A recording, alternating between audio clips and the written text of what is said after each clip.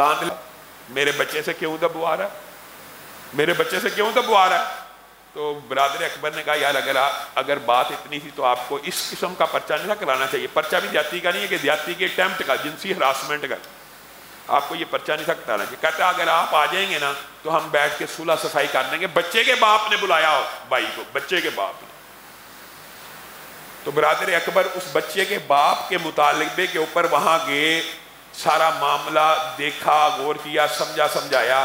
بچے کے باپ نے حلف دے کے کہا کہ جنسی ہراسمنٹ کا واقعہ نہیں آیا، ہاں لیکن اس نے مجھے گالیاں بڑی نکالی ہیں، اس نے میرے پہ گن تان لی، اور جب ہماری آپس میں بڑی لڑائی جھگڑا اور مجھے امکان ہے ہماری بعد میں بھی لڑائی بڑھے گی، لیکن میں سوچتا رہا کہ میں نے یہ زیادتی کی ہے. یعنی اس کے ضمیر نے اس کو ملامت کی کہ میں نے خواہ مخواہ ایک بندے کے اوپر جنسی ہراسمنٹ کا پرچہ کروا لیا ہے، اور اصل واقعہ تو لڑائی جھگڑے گا، تو اس کو ختم کر دیا جائے تاکہ یہ معاملہ جڑ سے ختم ہو جائے. یہ بچے کے باپ کا مطالبہ ہے، مولوی کا نہیں ہے.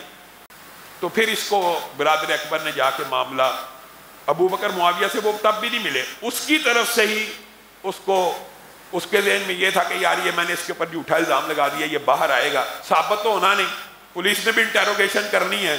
ظاہر ہے نہ کوئی ڈی این اے، نہ واقعاتی شہادت، نہ کوئی زیادتی ہوئی ہے، پرچے میں بھی نہیں ہے، اٹیمپٹ ہے. تو اٹیمپٹ بھی بری ہے. ہم تو کہتے ہیں ایسے مولویوں کو ممبر پہ بھی نہیں چڑھنے دینا چاہیے اگر ہوئی بھی ہو. ہم اس چیز کے قائل، ہم تو سب سے زیادہ ہم جنس پرستی کے خلاف، زنا بالرضا کے خلاف سب سے زیادہ اس ممبر سے آواز اٹھتی ہے.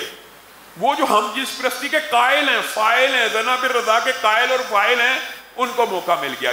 کیس ایک مولوی کا تھا، اور مولوی بھی ایسا جو قادیانیوں اور رافضیوں کے خلاف بڑا کام کرتا ہے اور ان کے خلاف تقریریں کرتا ہے. ان کو موقع ملا، انہوں نے اس بات کو ایسے اچھالا کہ جناب ایک مولوی نے بدکاری کی ہے اور دوسرا مولوی اس کو آزاد کروا کے لے آئے. انا للہ و انا الیہ راجعون. کیا آپ نے نہ قانون پڑھا نہ آئین پڑھا؟ مولوی کسی دوسرے مولوی کو آزاد کرا سکتا ہے؟ وہ تھانے دار ہے، وہ ہائی کورٹ کا جسٹس ہے، وہ کیا ہے، وہ کیسے؟ اور بھائی بچے کا والد بیان حلفی دے رہا ہے کہ جنسی ہراسمنٹ نہیں ہوئی، آزاد کرنے والا مجسٹریٹ ہے، عدالت نے کی ہے. ان کے خلاف توپے اٹھانے کی بجائے مولویوں کے اوپر چڑھ گئے کہ ایک مولوی نے دوسرے مولوی کو چھڑوا دیے کہ اس نے انا للہ و انا. اور کوئی عقل مند ہوش کے ناخن لینے والا اگر کوئی سچے دل سے ایک سیکولر لبرل بندہ اٹھے جو حقیقت پسند ہو اور ایکسپوز کرے، اٹھے، بچہ بھی زندہ ہے، بچے کا باپ بھی زندہ ہے. اور ظلم پتہ کیا ہے؟ یہ بڑے انسانی حقوق کے چیمپئن ہے. وہ بچہ جس کے ساتھ کچھ بھی نہیں ہوا، اس کو کہہ رہے ہیں اس کے ساتھ ریپ ہو گیا، اس کے ساتھ. آپ کی نظر میں اس بچے کی عزت نفس کوئی نہیں ہے؟ آپ اس بچے کے ساتھ کیا کر رہے ہیں جس بچے کے ساتھ کچھ نہیں ہوا، اور اس کو معاشرے میں وکٹم بنا کے پیش کر رہے ہیں کہ اس کے ساتھ یہ ہوا، اس بچے کی آگے زندگی نہیں ہے. آپ ظلم کر رہے ہیں، ظالم آپ ہیں. آئیے ہم یہ مطالبہ کرتے ہیں کہ ہم جنس پرستی میں ملوث مسجد کا ملا ہو، پوش علاقوں کے انکل یا آنٹیاں ہوں، ان کو سزائے موت دے دی جائے. آئیے یہ قانون بنوائیے. آپ نہیں بنوائیں گے، آپ کبھی نہیں بنوائیں گے. آپ تو اس چیز کے قائل ہیں، آپ تو اس چیز کے فاعل ہیں، لیکن آپ کو بس ایک موقع چاہیے تھا اور آپ نے یہ سارے کا سارا معاملہ اسی وجہ سے صرف اچھالا ہے. بنیادی طور پہ مولوی کو گالی دے کے نا یہ لبرل سیکولر مافیا کے لوگ اپنا دل راضی کرتے ہیں کہ یار اسلام کو تو برا کہہ نہیں سکتے، مولویوں کو 5-7 گالیاں نکال لو.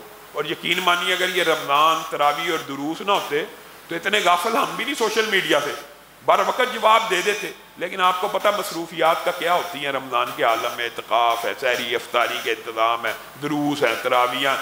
تو اس کی طرف سے اگر میری طرف سے یا برادر کی طرف سے لیٹ جواب آیا تو وہ سمجھنا شروع ہو گئے شاید یہ بات ہی کوئی ایسی ویسی تھی.